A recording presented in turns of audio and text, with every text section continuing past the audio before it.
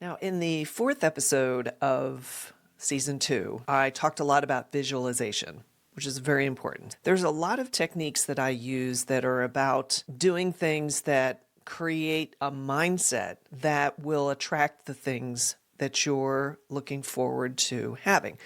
That goes for something you don't want as well as something you do want. The trick is to really train our brains to think about things that we want. Now, a lot of it is difficult because some of us are oriented toward logic and proof and evidence, and it's hard to have that faith that good things are going to come down the road when all the evidence says otherwise. I worked with many different types of business owners, and when they first embark on being a solopreneur, they face a lot of mindset challenges where they self-limit because they are strapped financially, they don't think they can compete, so they're telling these stories about their circumstances to try to make sense of why they're not having better success, why they're struggling, or maybe manifesting a fear. So if they're concerned that they're not going to be able to make it as a solopreneur, there's so many different factors that come into play, and it is very unique to each person. So when we look at you and say, okay, let's say you have your solopreneur business, whether you're getting ready to start it, you've just started it, you're in your first couple of years, or you've been doing it for a long time and maybe you've plateaued. It doesn't really matter where you are in your own business. This episode is going to definitely make a dent in your ability to stay focused on the prize and to use some very creative problem solving and some really good practical skills that at first you may be like, I don't think that's going to work. But let me tell you, if you stick with it and try it, it's going to work. So I hope you enjoyed this episode.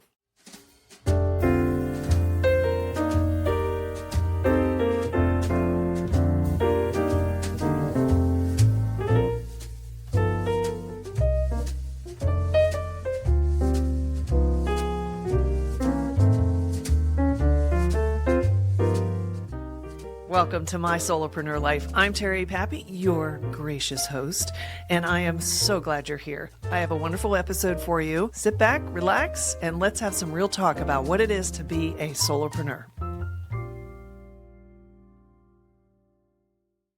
When I'm developing a KISS marketing map for a client, which basically is a marketing, positioning, and strategy that's all laid out and includes everything from productization to customer profile to my client's profile to an implementation strategy and so many other things, I always use the Donald Miller's Story Brand framework because it's a simple, easy to follow, once it's laid out right, format for content, particularly on a website. And I also have a model for a conversion website that lays it all out and works really good with it. That's not necessarily what I'm going to talk about in this episode. However, I wanted to point it out because the power of story is what reigns supreme in your business, and I'll explain. In this episode, I'm going to give you a really cool exercise, and hopefully you'll be open to it, and you may already be doing it. Maybe you'd like to try something different, so I invite you to kind of try it on.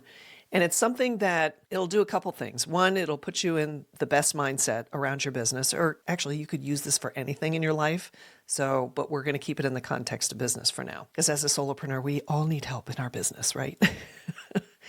And so this process is a very simple one, and it's something that leverages the power of story. So we are constantly running stories in our heads. Most of them are unconscious. They're made up of belief systems that we adopted as young people, society constraints, like this is how we behave in business, this is how we behave in relationships, and so on. A lot of it is based on just your own personal experience. So you've formulated, this is how the world is, this is how I am, and this is what I'm good at, and this is what I'm not good at. Those are all stories. What's interesting about the concept of having a story drive and deepen and embed a negative belief about yourself, or a positive one, but we'll talk about negative ones because those are the ones that are the most debilitating. When you have a story that basically says, I'm not good at sales. So that's derived by a story. So at some point, you made a decision about how you are at the sales process. Many solopreneurs struggle with rainmaking. They struggle with building a pipeline and getting customers/clients and growing their business. Sales is the most important function of any business because you can't deliver great customer service if you don't have clients. What we're going to do in this particular episode is I'm going to help you understand that, yes, you can tell a different story. And there's an exercise that you can take on in order to start shifting some of these beliefs, or in your mind, the story of this is how you are and there's no changing it. Like this is what I am and this is how I operate and it's always going to be that way. Because what ends up happening is when we marry ourselves to a particular story about who we are in business or in life, we end up getting stuck and trapped by that definition, by that story, when in fact, it's just a story. Even if it's backed up by evidence of experiences in the past, like, oh, I remember I tried to sell something and I had a job where I had to sell and I was terrible at it and I ended up getting fired, or someone told me that I just suck at sales and I've tried to sign up for these courses on how I could do a sales thing and I really I wasn't good at it. I wasn't able to close deals, and whatever happened is just what happened in the past. Can't deal with the past. It's done. It's gone. Bye-bye, right? The only thing you can deal with is what's happening and what's going through your brain and your thoughts in this very moment. That's all you can control, is what you're thinking right this second, this nanosecond. And you can be deliberate in shifting those thoughts. So when you go to start something, you're starting on a good foot. You're starting with a story that is a story of success, of fun, of enjoyment, of meeting new people, of trying new things, of learning. All the things that you would desire were the conditions set in order for that to all happen. And it all starts with the story you tell. So let's say you do have this thing going on about sales. You're really concerned about, how am I going to get clients when I start my business?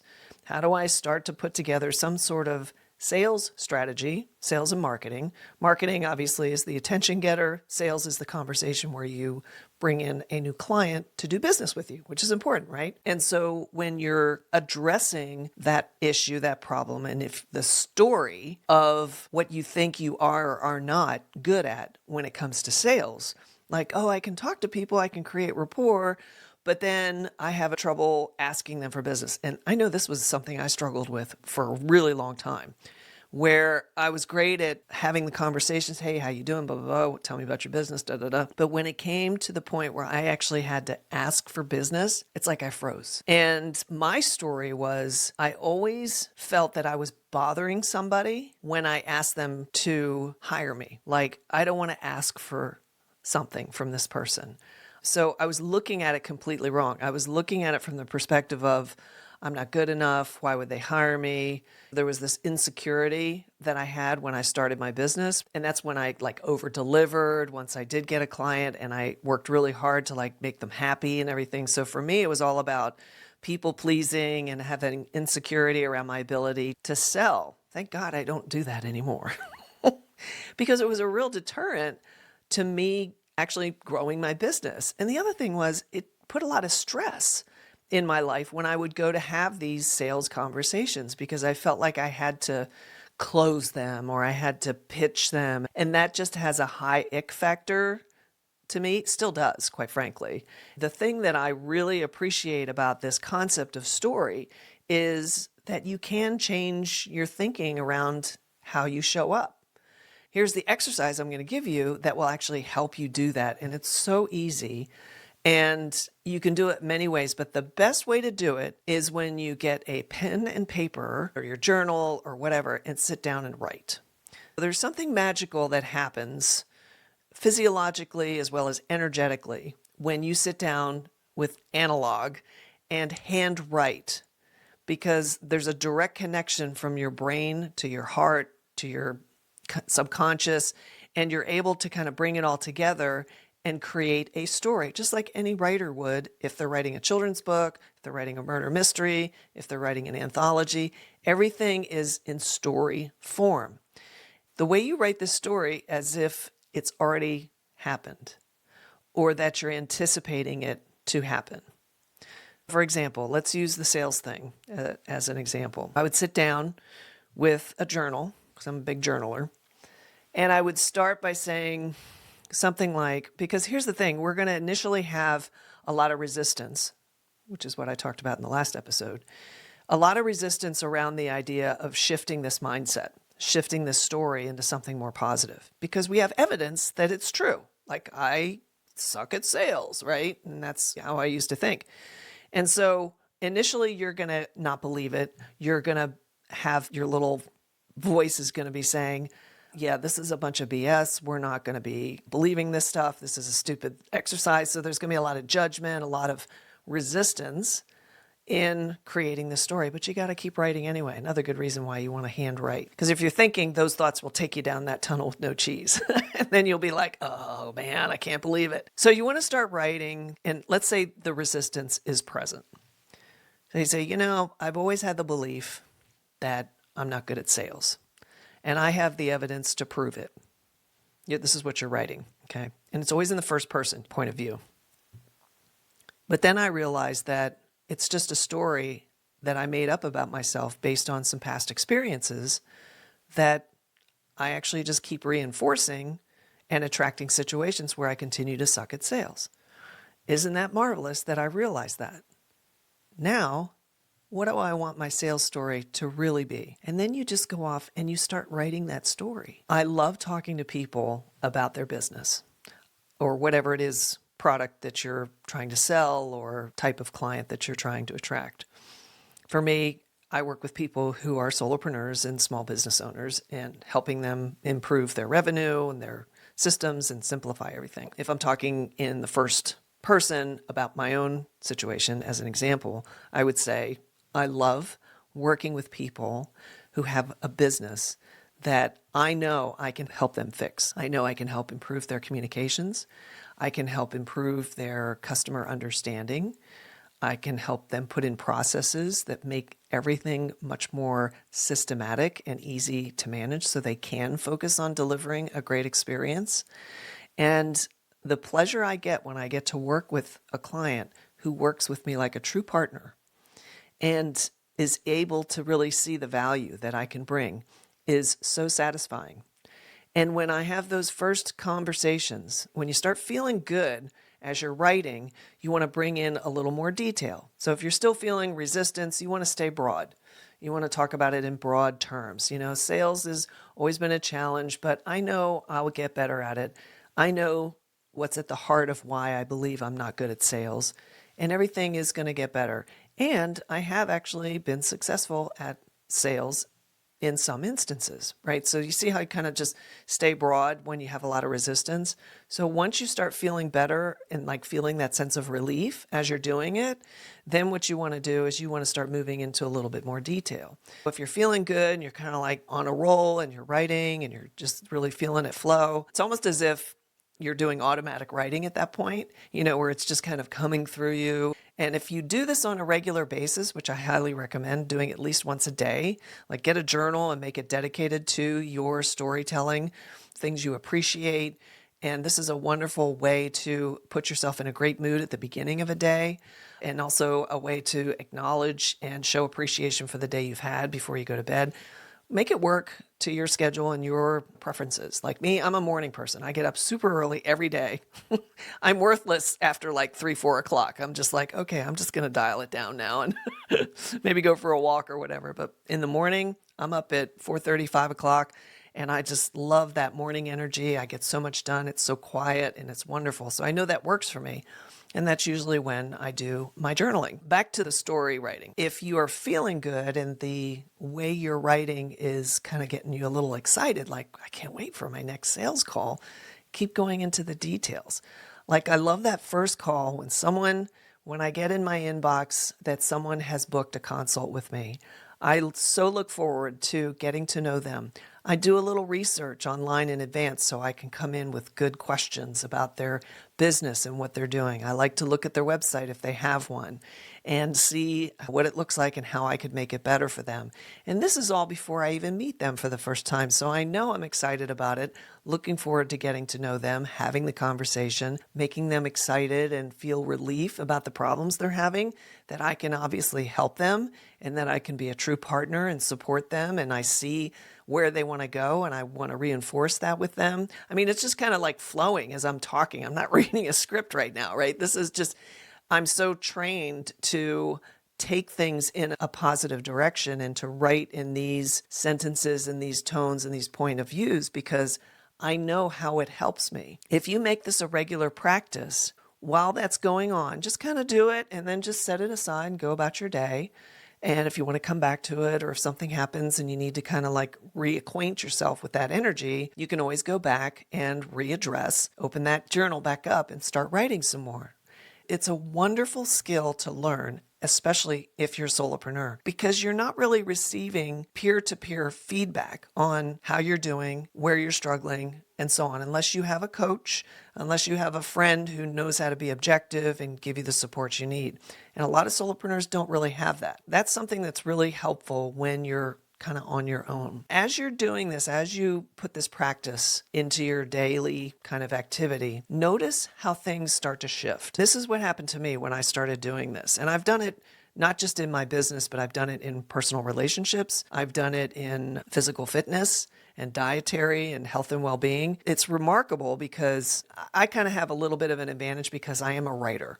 And so it's natural and easy for me to do that. If you're not a writer, if you're not comfortable writing in a journal, like my boyfriend, he's not so much on the journaling stuff. But there are still ways that you can have some sort of mental exercise of creating these new stories. It's just so much more powerful if you actually write it down because you stay with it and it just grows and the flow gets going.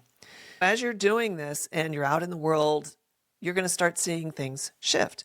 You're going to start seeing little things at first, like it might be a sign on the road that says something positive, or you might hear a podcast in a certain way that makes you really hopeful about getting another client or another customer or 5 more customers, depending on what your business is. And so all these things will start happening. That means you're on the right track. That's the universe giving you signs that, yes, keep this up. Your focus is what you're going toward. So when you focus on what and why you want it, and you paint that picture through your storytelling, that reality will come closer and closer to you because it's the power of attraction, which is scientific. You will attract what you focus on.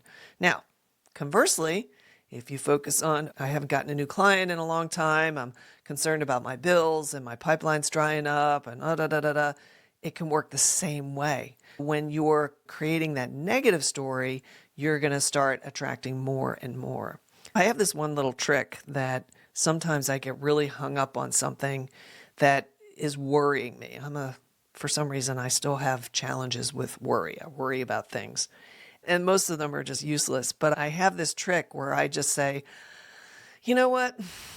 I don't care anymore. And so what that does, I have a different term for it, but I'm trying to keep this a G-rated podcast. If we ever have a conversation, I'll tell you what the word is that I use, and it's coined from a Robin Williams comedy bit. But anyway, I just go ahead and say, I don't care anymore. And like all of a sudden, it's like completely the energy of it just dissipates. Like I stop being hung up and fished in by it. And I allow it to just like, listen, if I'm worried about this, if it happens, I'll deal with it. I've dealt with all kind of stuff in my life. There's no reason why I couldn't figure out how to deal with it this time. It's amazing because I can feel that energy shift. It's like, because sometimes I have this tendency to get myself all jacked up about something stupid. And fortunately, I have these skills, so I'm able to go ahead and nip it in the bud early. That's kind of like your tip and your trick and your prompt all wrapped into one, is making the most of your ability to tell a better story. Talk about the things you want. Talk about why you want them. You're not meant to solve right? It's not about solving it like, well, this is how I'm going to do it. No, no, no, no, no. Leave that up to the universe. The universe will bring those things to you and you'll start seeing it and you'll get excited and then you'll just keep telling that story. I promise you things will get better, that you will have breakthroughs in some of these negative beliefs that you have. And honestly, it'll just make for a more enjoyable solopreneur experience and you're going to reap the benefits and you will be an amazing model for people in your family, for your clients and customers, and everything's going to work out great. So give it a try and let me know how it goes. Well, I know you're disappointed, but that's it for this episode. Listen, the great news is there's another one coming, so stay tuned. Anyway, I just want to make sure that you do the prompt. If this episode had a prompt and you get that homework done because you're going to be a better solopreneur. How's that for a maternal finger shaking at you? Hey, listen, thanks so much for being here, for giving me time of your day, and, for taking it on. So if you want to learn more and stay connected with me, just head on over to mysolopreneurlife.com. Thanks a bunch. See you soon. That was pretty good. I think I'll keep that one.